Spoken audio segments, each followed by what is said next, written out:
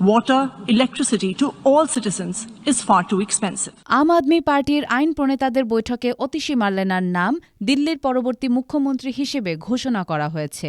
মঙ্গলবার এ সিদ্ধান্তের ঘোষণা দেন দলের নেতা অরবিন্দ কেজরিওয়াল। মমতা বন্দ্যোপাধ্যায়ের পর অতিশী ভারতের দ্বিতীয় মহিলা মুখ্যমন্ত্রী হতে চলেছেন। লেফটেন্যান্ট গভর্নর VK সাক্সেনার সাথে বৈঠকে কেজরিওয়ালের পদত্যাগের পর অতিশী মুখ্যমন্ত্রীর দায়িত্ব গ্রহণ করবেন বলে ঘোষণা দেওয়া হয়।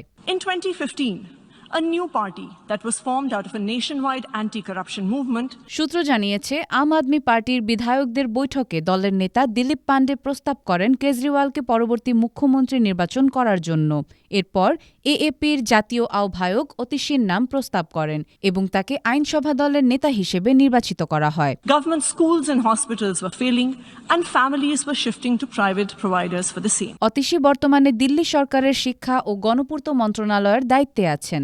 তিনি অক্সফোর্ড ইউনিভার্সিটির সাবেক শিক্ষার্থী।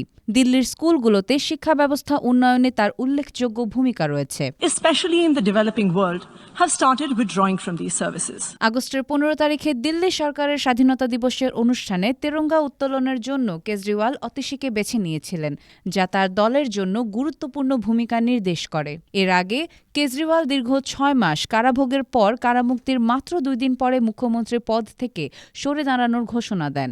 তার এই ঘোষণায় অনেকেই আশ্চর্য হন। अगर आप मेरे को वोट देके जिताओगे और अगर आप कहोगे कि केजरीवाल ईमानदार है, तो चुनाव के बाद उसके बाद जाके मैं CM की कुर्सी पे बैठूंगा, तब तक मैं CM की कुर्सी पे नहीं बैठूंगा।